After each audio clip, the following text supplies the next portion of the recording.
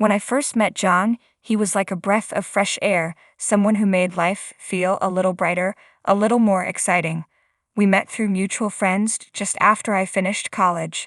I was still trying to find my footing in the real world, and here he was, charming and confident, with that quiet determination that made you believe he'd achieve anything he set his mind to.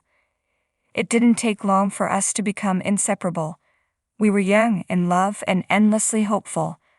After a whirlwind romance, we got married, and soon our little family grew with the arrival of our daughter Sarah. Life was simple back then, but filled with happiness. We lived in a small but cozy apartment, our first home. I remember the way we would laugh at our own mistakes, trying to figure out how to be adults together.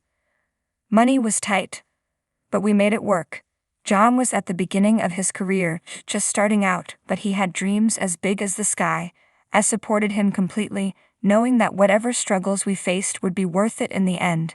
We dreamed about building a future together, about the little house we'd buy one day, with a yard where Sarah could play.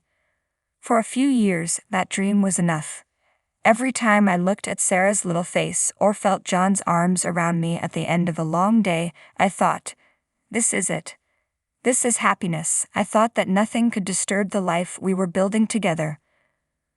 But sometimes things are too good to last. As John's career began to take off, life became even busier. He worked long hours, constantly traveling to meet clients or attending late-night networking events. I told myself it was a good thing. He was working hard for our future, after all. But soon, those long nights turned into missed dinners and eventually entire weekends spent away. I found myself alone more often than not, with only Sarah to keep me company in our quiet apartment. There were subtle changes, too, shifts in his personality that were easy to ignore at first. He became more distant, his once warm smile now more of a distracted nod. I noticed the way his phone would buzz incessantly, and how he'd quickly turn it off or keep it out of my reach. There were times when I'd find him staring at it, lost in his thoughts, almost as if he'd forgotten I was even in the room. I convinced myself it was just stress from work, but a nagging feeling in the back of my mind told me otherwise. One evening, while he was in the shower, I caught a glimpse of his phone lying unguarded on the table. I'd hesitated, my heart pounding, wondering if I was overreacting or if there was something more beneath the surface. Against my better judgment, I picked it up, scrolling quickly through his messages. But before I could get far, I heard the shower turn off, and I dropped the phone back onto the table, my hands shaking. I couldn't shake the feeling that something was slipping through my fingers, that the life we'd worked so hard to build was suddenly on unstable ground. Days turned into weeks, and I couldn't shake off the unease gnawing at my insides. Each time I tried to confront John about his late nights and the growing chasm between us, he'd brush it off with excuses. Work pressures, client meetings, the ever-present demands of his rising career. Yet the more he distanced himself, the more my curiosity festered into a deeper obsession. One night, as I lay awake in bed, I could hear him typing away on his laptop in the living room, the click-clack of keys echoing through the stillness. A wave of anxiety washed over me. I had to know what he was up to. Quietly, I slipped out of bed, heart racing, and crept toward the faint glow of the screen. Peeking around the corner, I saw him hunched over, his expression intense. The words on the screen blurred into nothingness as I strained to catch a glimpse of what he was working on. Suddenly, he paused and my breath caught in my throat when I saw a message notification pop up from a contact named Emily. My pulse quickened. Who was Emily? I knew every name on his contact list, and that one was unfamiliar. Just then, the sound of his voice startled me. "Hey, I'll call you back later," he said into the phone, his tone too casual, too secretive. I ducked back into the shadows, heart pounding, my mind racing. I could feel the threads of our life together unraveling, one secret at a time. I had to find out the truth before it consumed everything we had built. Determined to uncover the truth, I resolved to confront John about Emily. But Each time I approached him, the words tangled in my throat, and the courage I summoned seemed to evaporate. Instead, I decided to take matters into my own hands. I would dig deeper and find the answers myself. That weekend, while John was out, I searched through his things. I rifled through drawers and files, desperately hoping to stumble upon something. A clue, a message, anything that would explain the mysterious Emily. It was a tedious task, but the thought of losing him drove me onward. Finally, in a hidden compartment of his desk, I found a small notebook filled with notes. My heart raced as I flipped through the pages. There, scrawled in his handwriting, were reminders of meetings but also cryptic references to planning and the big reveal. I couldn't shake the feeling that something significant was hidden behind those words. Just then, I heard the front door open. Panic surged through me as I quickly shoved the notebook back where I found it, pretending to be engrossed in a book. John walked in, his smile brightening the room. "Hey, love, I picked up dinner." "You'll never guess what I got," he said, oblivious to my turmoil. As he began to set the table, my mind raced. The thought of confronting him was daunting, but the need for answers grew stronger. I couldn't let this continue. I needed to know what was truly happening in our lives, even if it shattered the fragile peace I had left. That evening, I resolved to follow him, to see for myself what secrets he kept hidden. The following day, I prepared for my covert mission. I felt a mix of anxiety and determination as I dressed carefully, making sure to blend in. John had plans to meet with someone that evening, and I was determined to uncover the truth about Emily. As I watched him leave, I followed at a distance, my heart pounding in rhythm with my footsteps. He drove to a trendy cafe on the outskirts of town, a place we frequented but one that suddenly felt foreign. I found a secluded spot nearby, just out of sight, but close enough to observe everything. Minutes later, I saw her. Emily stepped out of the sleek car, her presence magnetic. She was stunning, exuding confidence with every step. They greeted each other warmly, and I felt a pang of jealousy twist in my gut. As they chatted, I strained to hear snippets of their conversation, my heart racing as I realized the connection between them was more than just professional. They talked about plans, their laughter mingling with the evening air. I noticed John lean in, his voice lowered, and Emily's eyes sparkled with intrigue. Every word seemed like a dagger, deepening my suspicions. I could see how easily they connected, how effortless it was for them to share secrets. As they walked away from the cafe, I fought the urge to confront them. Trailed behind, my mind racing with questions. Who was this woman really? What did she mean to John? The answers eluded me, just out of reach, like shadows slipping through my fingers. Determined to follow them further, I felt the weight of betrayal looming. I had to know the truth, even if it meant risking everything. Just as I was about to step forward, I noticed a figure lurking in the shadows, watching them too. My heart raced. Who was this new player in our twisted game? The mysterious figure sent a chill down my spine.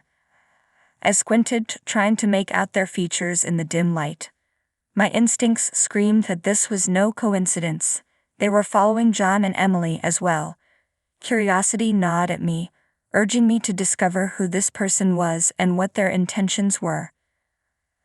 I decided to keep my distance, weaving in and out of the crowd while trying to maintain a close eye on the duo. They moved towards a park, laughter still echoing from their conversation, but my focus was now entirely on the stranger. As I approached a tree, I ducked behind it, peering through the leaves.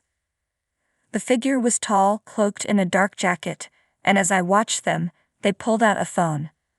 I could barely make out their expression in the shadows, but something about the way they observed John and Emily felt predatory.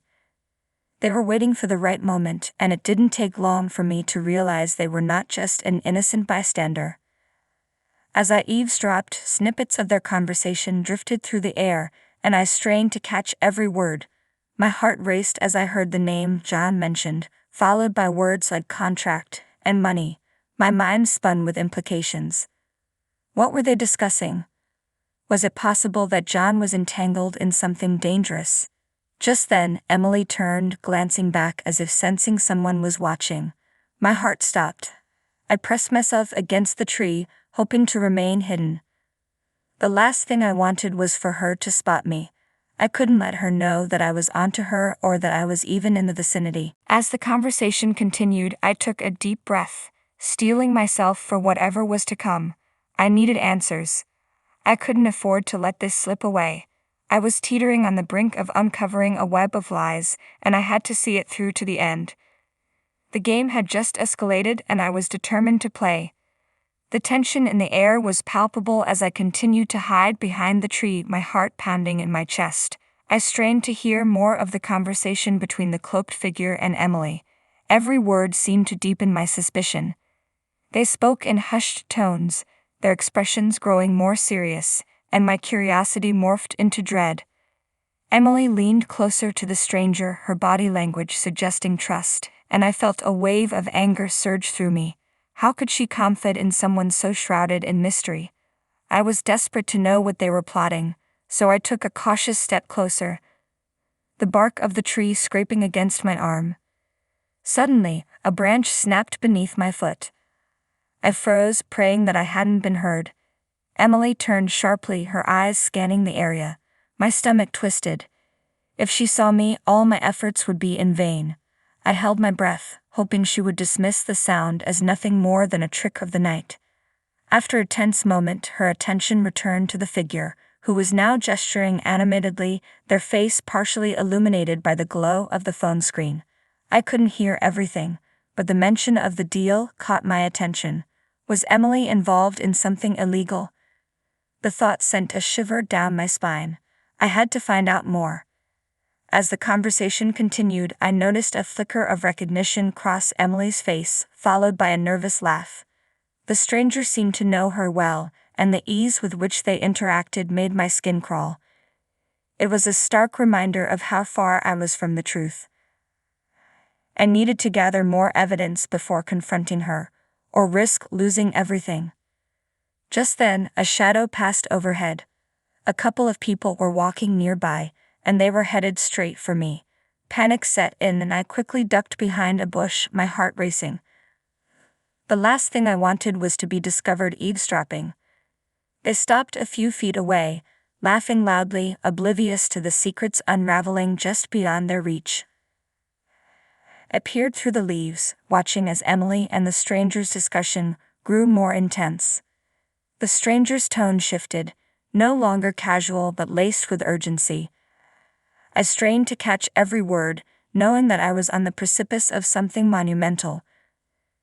They were planning something, and I had to find a way to expose the truth. My thoughts raced as I formulated a plan. I needed to approach this carefully.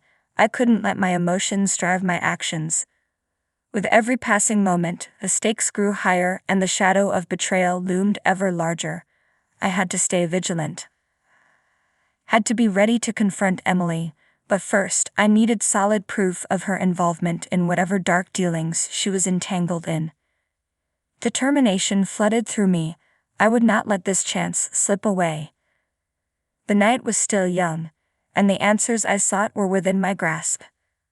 I watched and waited, knowing that soon, the web of lies would begin to unravel, revealing the truth hidden in the darkness. As I lingered in the shadows, the air buzzed with tension. Emily stood with a cloaked figure, their conversation hinting at secrets that felt too dangerous to ignore. My heart raced, and I knew it was time to confront the truth. "Emily," I called, stepping into the light. Both turned, surprise etched on their faces. "What's going on? Who is this person?" The stranger's expression hardened. "You shouldn't be here. You don't know what you're getting into." "Maybe I do," I replied, my resolve unyielding. "Emily, are you in trouble? Tell me what's really happening." Emily's eyes darted between us, her defenses crumbling. "It's complicated," she murmured. "I thought I could handle it, but it's spiraling out of control." "Make it simple," I pressed. "Are you being coerced?" With a deep breath, she confessed. "This is about money and power. I got involved with someone dangerous. I didn't want you to know." Too late for that, I said, frustration bubbling. I deserve to know. The cloaked figure stepped closer to Emily. We wanted to protect you from this mess. By lying. I shot back, incredulous. You think hiding the truth will keep me safe? Tears filled Emily's eyes. I didn't want to drag you into this chaos. I thought I could fix things. Who threatened you? I demanded. Is it that guy from the party? She nodded, voice trembling. He has connections and I owe him money I can't pay back. He won't let this go. Anger and sympathy flooded through me. You need to get away from him. This is dangerous. The stranger shifted uneasily. We can help her, but you must trust us. There's a plan, it's risky. Risks, I echoed, anxiety creeping in. What kind of risks? Emily interjected, determination flashing in her eyes. We can expose him. If we gather evidence, we can turn the tables. I hesitated but saw hope in Emily's gaze. All right, let's do it. But I'm not leaving you behind. We spent hours devising a strategy to catch the man off guard, documenting every interaction. The thrill of the hunt ignited a fire within me, dispelling the weight of despair. Days passed, and after a tense confrontation, we gathered enough evidence to expose him. Each step brought us closer to freedom. The day arrived when we could present our findings to the authorities, and I stood proudly beside Emily. Thank you for believing in me, she said, her eyes reflecting gratitude. I always will, I replied, our bond solidifying in the face of adversity. The truth had set us free, and together we faced whatever lay ahead. As we left the station, the weight of the past lifted. Hand in hand, we stepped into the light, ready to embrace a future unburdened by lies.